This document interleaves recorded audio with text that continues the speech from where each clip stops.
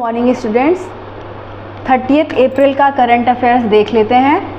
सबसे पहले बात कर लेते हैं कि पहलगाम हमलों के बाद से जो भारत की तरफ से जो कार्रवाई की जा रही है, तो प्रधानमंत्री के निवास पे बैठक हुई और वहाँ पे प्रधानमंत्री के साथ रक्षा मंत्री थे और आपके चीफ ऑफ डिफेंस थे, NSA थे और बाकी सारी जो आर्मी, एयरफोर्स, नेवी है उन्होंने वो मौजूद थे। और वहाँ पे ये डिसीजन लिया गया कि आर्मी को जो है, फोर्सेस को जो है वो फ्री हैंड, मतलब कि वो फ्री हैं अपने हिसाब से आतंकवादियों पे कार्रवाई करने के लिए, वो जैसा चाहें, जैसी स्थिति हो उसके आधार पे काम करें अपना।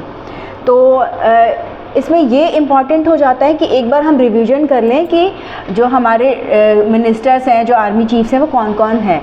तो अभी जो हमारे डिफेंस मिनिस्टर हैं वो राजनाथ सिंह जी हैं, और जो हमारे NSA हैं, नेशनल सिक्योरिटी एडवाइज़र, वो अजीत डोभाल हैं। फिर हमारे चीफ ऑफ डिफेंस स्टाफ जो हैं वो जनरल अनिल चौहान हैं। फिर अगर हम बात कर लें चीफ ऑफ आर्मी की, तो प्रेजेंट के आर्मी चीफ हैं जनरल उपेंद्र द्विवेदी। फिर अगर हम बात कर लें चीफ ऑफ एयरफोर्स, तो जो चीफ ऑफ एयरफोर्स होते हैं उनको कहा जाता है एयर मार्शल, तो वो हैं एयर मार्शल AP सिंह। और नेवी की बात कर लें तो चीफ ऑफ नेवी जो है उनको बोला जाता है एडमिरल, तो वो हैं एडमिरल दिनेश त्रिपाठी। तो कभी कभी कुछ पेपर्स में नेम्स भी पूछे जाते हैं, UPSC में तो नहीं पूछा जाएगा लेकिन बाकी अदर एग्जामिनेशंस में पूछ लिया जाता है। तो अब इन्हें स्वतंत्रता है कि ये कैसे भी एक्ट कर सकते हैं टेररिस्ट के ऊपर। फिर हम बात कर लें कि कनाडा की एक न्यूज़ है कि वहाँ पे जो लिबरल पार्टी ऑफ कनाडा है वो जीती है। वहाँ पे इलेक्शंस हुए हैं, चुनाव हुए हैं, और वहाँ पे जो प्रेजेंट प्राइम मिनिस्टर हैं वो मार्क कार्ने हैं, इन्हीं की पार्टी जीती है। इसके पहले इनकी जो सरकार थी, इसके पहले जस्टिन ट्रूडो जो थे वो वहाँ के प्राइम मिनिस्टर थे। उन्होंने जनवरी में रिज़ाइन कर दिया क्योंकि उनके बहुत सारे विवाद चल रहे थे वहाँ पे इकोनॉमिक पॉलिसी वगैरह को लेके। फिर बाद में उनके जगह पे मार्क कार्ने बने PM। फिर वहाँ चुनाव हुए तो वहाँ सबसे बड़ी पार्टी के तौर पे लिबरल पार्टी उभर के आई है। वहाँ ये माना जा रहा था कि वहाँ की जो कंजर्वेशन पार्टी है वो जीतेगी, लेकिन ये एक तरह का बहुत ही उलटफेर ही हुआ है कि फिर से लिबरल पार्टी ही सत्ता में आ गई है। और कनाडा का अभी इसलिए इम्पॉर्टेंट है क्योंकि जो USA है, ट्रम्प की सरकार ने बोला कि जो कनाडा है उसको हम एज अ 51st स्टेट जो है वो ले आएंगे US में। तो मतलब उन्होंने ये सीधे सीधे सॉवरेंटी पे बात आ गई कि भैया वो कनाडा को भी कह रहे हैं कि हम US में शामिल कर लेंगे। तो उसको, वो जो एक फैक्टर है उसने बहुत ही यहाँ पे की रोल निभाया है। और इन्होंने कहा कि भैया हमारे लिए टॉप प्रायोरिटी हमारी कंट्री में, कोई भी कंट्री अगर ऐसे कोई कहे कि हम आपकी कंट्री को अपने में मिला लेंगे तो ऑब्वियस सी बात है वहाँ पे प्रॉब्लम्स हो जाएंगी।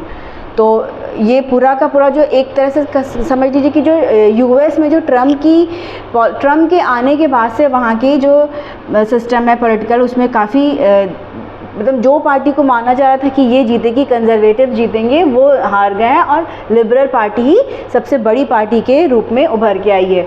हालांकि वहाँ पे अभी इन्हें पूर्ण बहुमत, फुल मेजॉरिटी नहीं मिला है, बट स्टिल सबसे बड़ी पार्टी है, तो अदर पार्टीज़ के साथ मिलकर ये अपना गवर्नमेंट बना सकते हैं। और कनाडा में एक बात है कि वहाँ पे एक कंपाउंड होता है, फेंटेनिल करके होता है, ये भी हमारे एग्ज़ाम के लिए इम्पॉर्टेंट है, फेंटेनिल। तो ये जो कंपाउंड है, इसकी वजह से जो कनाडा है वहाँ पे बहुत सारी, ये एक ड्रग है, वहाँ पे बहुत सारे डेथ्स हुई हैं, ड्रग टॉक्सिसिटी का मामला आया है, वहाँ पे ये विवाद चल रहा है। तो ये हम एग्ज़ाम में ये पूछा जा सकता है कि ये है क्या।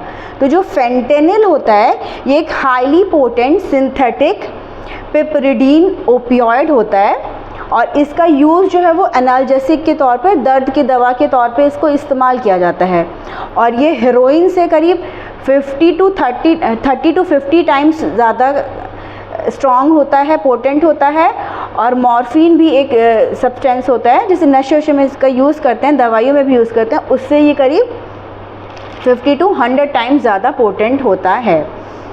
तो इसका वही है कि जो यूज़ है वो क्लिनिकल यूज़ है इसका पेन मैनेजमेंट में यूज़ होता है, कैंसर पेशेंट्स के लिए यूज़ होता है। तो ये कंपाउंड का नाम हमें पता होना चाहिए, मैं एग्ज़ामिनेशन में ये आ सकता है।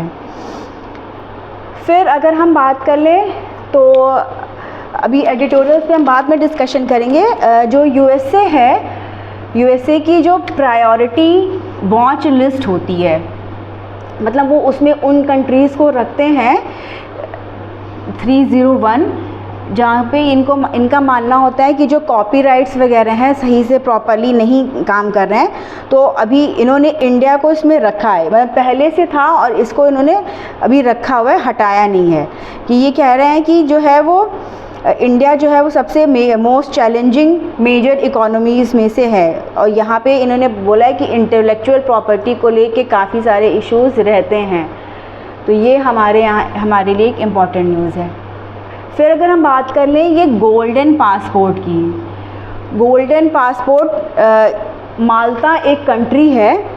तो अभी यूरोपियन यूनियन की जो कोर्ट होती है, European union court of justice, उसने ऑर्डर किया है माल्टा को कि आप अपना गोल्डन पासपोर्ट प्रोग्राम जो है उसको बंद कर दीजिए। गोल्डन पासपोर्ट एक ऐसी फैसिलिटी होती है जो कि जैसे किसी को अगर ये पासपोर्ट मिलता है तो उसे उस कंट्री में कितनी भी बार आने जाने की सुविधा रहती है, वहाँ रहने की, बिज़नेस करने की, पढ़ाने की अपने बच्चों को, सारी अलग से बेनिफिट्स प्रोवाइड किया जाता है इस पासपोर्ट के थ्रू। और माल्टा ही नहीं, और भी बहुत सारी कंट्रीज़ हैं जो कि ये इस तरह की सुविधा देती हैं। तो इसमें पोर्टुगल भी है, और वो जो है सबसे एक तरह से बेस्ट यूरोपियन माना जाता है जो कि गोल्डन वीज़ा प्रोग्राम अपना चलाता है। तो माल्टा हमारे लिए ये न्यूज़ में इम्पॉर्टेंट है। फिर अगर हम बात कर लें तो युग्म कॉन्क्लेव हुआ है, युग्म कॉन्क्लेव हुआ है दिल्ली में। तो उसमें मोदी जी ने बोला है कि जो न्यू एजुकेशन पॉलिसी है वो कैसे उसने इंडिया के एजुकेशन सिस्टम को चेंज किया है। और ये जो कॉन्क्लेव है इसको यूनियन एजुकेशन मिनिस्ट्री और वाधवानी फाउंडेशन ने मिलके इसको ऑर्गेनाइज़ किया। और इसमें कई सारी बातें जैसे ई विद्या, दीक्षा प्लेटफॉर्म की, one nation one digital education की बात कही कि कैसे हम एक ऐसा इंफ्रास्ट्रक्चर डेवलप करें कि जो है वो बच्चों को ईज़िली, जो भी स्कूल गोइंग बच्चे हैं, बाकी जो बच्चे हैं, वो उनको एक ही जगह हर चीज़ की फैसिलिटी मिल जाए। तो इसमें बताया है कि विकसित भारत जो है वो कैसे उसने मल्टीपल सब्जेक्ट्स के स्टडी के लिए एक अच्छा डिजिटल प्लेटफॉर्म जो है वो डेवलप किया है। मतलब इसमें बहुत सारे लोग भाग लेते हैं और इसमें ये सारी बातें आई हैं। और फिर अगर हम बात कर लें, पहले स्टेट्स की बात कर लें तो यूपी की बात कर लें तो यूपी का एक टूरिस्ट सर्वे का आया है। इसमें ये कहा गया है कि भारत सरकार ने, गवर्नमेंट ऑफ इंडिया ने कराया था, तो उसका एक all India institute of local self government है। तो इसने महाकुंभ पे एक स्पिरिचुअल सर्वे किया था। तो उसमें ये पाया है कि जो अयोध्या है वो टॉप पर है, मतलब सबसे ज़्यादा लोग अयोध्या पहुँचे। करीब जितना भी सर्वे हुआ उसमें 27.32% ने कहा कि वो अयोध्या गए, 22.6% ने कहा कि हम प्रयागराज गए, और उसके अलावा कुछ 8% ने कहा कि हम वाराणसी गए। तो इस सर्वे के मेन ये था कि पता लगाना कि कैसे इफ़ेक्ट हुआ है टूरिज़्म सेक्टर महाकुंभ के दरमियान। और इसमें ये भी कहा गया कि हमें आगे भी जो टूरिज़्म है उसको बढ़ावा देना है। और इस सर्वे में न सिर्फ मतलब भारतीयों को इंक्लूड किया गया है बल्कि फॉरेनर्स को भी इंक्लूड किया गया है। जो फॉरेन टूरिस्ट आते हैं उनमें भी डिफरेंट कंट्रीज़ के लोगों को लेके, उसमें करीब 1 लाख के लगभग और इंडिया के करीब 3 लाख के लगभग लोगों को लेके ये सर्वे किया गया है। और इन्होंने ये इच्छा जताई, उनसे पूछा गया कि क्या आप भविष्य में आना चाहेंगे, तो इन्होंने कहा कि हाँ, सबसे ज़्यादा परसेंटेज में लोगों ने कहा कि हम प्रयागराज जाना चाहेंगे, हम अयोध्या जाना चाहेंगे।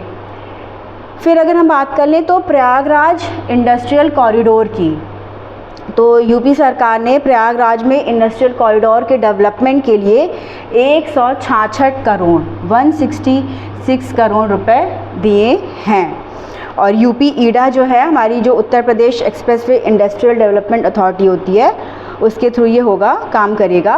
और प्रयागराज, चूँकि जो गंगा एक्सप्रेसवे अभी हमारा बन रहा है, तो मेरठ से प्रयागराज का, तो वहाँ पे ये डेवलपमेंट करे, सरकार इसका डेवलपमेंट करेगी। और यहाँ पे वहाँ पे एक सोराव गांव है, वहाँ से इसकी शुरुआत की जाएगी। फिर हम बात कर लें एडिटोरियल्स की, तो एडिटोरियल्स में वेस्ट मैनेजमेंट को लेके एक इम्पॉर्टेंट आर्टिकल निकला है कि कैसे जो है वो जुडिशरी जो है, जो जुडिशियल रेमेडी है वो काम कर सकती है। कि ये बताया गया है इस रिपोर्ट में कि जो इंडिया है वो बिगेस्ट प्लास्टिक पॉल्यूटर है इन द वर्ल्ड। एक स्टडी है नेचर की, नेचर एक पेपर होता है जिसमें कि स्टडीज़ को पब्लिश किया जाता है, और इसमें बताया गया है कि जो भारत है सबसे ज़्यादा प्लास्टिक पॉल्यूटर है। फिर अगर हम बात कर लें तो इसमें ये भी बताया गया है कि कैसे जो है इस पूरे आर्टिकल में बताया गया है कि सुप्रीम कोर्ट या जो कोर्ट्स हैं वो रेमेडी प्रोवाइड कर सकती हैं। क्योंकि तमिलनाडु में एक केस हुआ था, वहाँ पे वेल्लोर जो टैनरीज हैं, मतलब जहाँ पे चमड़े उमड़े का काम होता है, तो उनका जो पानी है वो सीधे सीधे जाता था रिवर्स में, तो उससे पोल्यूशन होता था। तो वहाँ पे फिर तमिलनाडु कोर्ट ने, फिर बाद में सुप्रीम कोर्ट ने भी ये जजमेंट दिया कि जो है वो पॉल्यूटर को पे करना होगा, इसके आधार पे जो है वो काम होना चाहिए। तो ये इस पे जो आर्टिकल है। फिर है कि हमें एक्सपेंड करना चाहिए ट्री कवर जितना ज़्यादा से ज़्यादा रहेगा उतना अच्छा रहेगा, बहुत इम्पॉर्टेंट है सस्टेनेबल डेवलपमेंट के लिए। इस आर्टिकल में बताया गया है कि जो इंडिया है उसका जो फॉरेस्ट कवर है अभी वो 25.17% है, और हमारा जो एम था कि हमें जो हमारी नेशनल फॉरेस्ट पॉलिसी है उस पॉलिसी में ये कहा गया कि हम 33% तक अपना फॉरेस्ट बढ़ा लेंगे, लेकिन हम अभी तक इतना ही कर पाए, तो ये अभी हमें और अचीव करना बाकी है। फिर बात करें कि जो प्लांटेशन होते हैं वो एक नेचुरल जो है वो कार्बन सिंक का काम करते हैं, जो कार्बन डाइऑक्साइड है उसको एब्जॉर्ब कर लेते हैं। और ये बताया गया है इसमें कि जो ग्रीन इंडिया मिशन है उसने कैसे मदद की है भारत में जो फॉरेस्ट कवर है उसको बढ़ाने के लिए। तो ये सारे पॉइंट्स को इसमें डिस्कस कर लिया गया है। फिर एक आर्टिकल जो हमारे लिए इम्पॉर्टेंट है वो निकला है मैंगो प्रोडक्शन को लेके, कि कैसे जो अभी जो चेंजेस हो रहे हैं, जो टेम्परेचर का चेंज हो रहा है, हाई टेम्परेचर हो जा रहा है, उसने जो है वो मैंगो प्रोडक्शन पे इफ़ेक्ट डाला है। और जो इंडिया की जो मेट्रोलॉजिकल डिपार्टमेंट है उसकी जो एक एनुअल क्लाइमेट सर्वे आया है 24 का, उसमें ये बताया गया है कि 24 में जो 24 है वो वार्मेस्ट ईयर था, 2024 सबसे गर्म साल रहा है, और उसमें जो टेम्परेचर है वो 0.65% तक बढ़ा है। तो कैसे टेम्परेचर के बढ़ने से जो मैंगो का प्रोडक्शन है उस पर इफ़ेक्ट पड़ता है, इसमें ये पूरा आर्टिकल में डिस्कशन किया गया है। और ये बताया गया है कि जो इसका जो टेक्सचर है वो ख़राब हो जाता है, पल्प जो है वो ख़राब हो जाता है। इसमें बात जो एक मैंगो की एक वैरायटी होती है अल्फांसो, ये बहुत पॉपुलर भी है और इसका ये कॉस्टली भी होती है। तो उसमें जो टिश्यू होते हैं, जैसे पल्पी हो जाएगा तो टाइट नहीं रहेगा तो उसको लोग खाना नहीं पसंद करते हैं। तो इसमें जो है वो स्पॉन्जी टिश्यू डिसऑर्डर की बात कही गई है। तो एग्ज़ाम में पूछा जा सकता है कि spongy tissue disorder is related to Alphonso variety of mango. फिर और भी इसमें बातें कहेगी कि कैसे जो हमारा जो हेक्टेयर पर हेक्टेयर जो प्रोडक्शन है वो एक तरह से स्टेगनेंट ही बना हुआ है। हालांकि इंडिया में जो मैंगो प्रोडक्शन है वो सबसे ज़्यादा होता है, तो ऑल ओवर वर्ल्ड जो है वो इंडिया का जो मैंगो प्रोडक्शन है वो सबसे ज़्यादा है, और अराउंड 40% तक जो मैंगो प्रोडक्शन है वो इंडिया के द्वारा ही किया जाता है। और अगर हम स्टेट वाइज बात कर लें तो उत्तर प्रदेश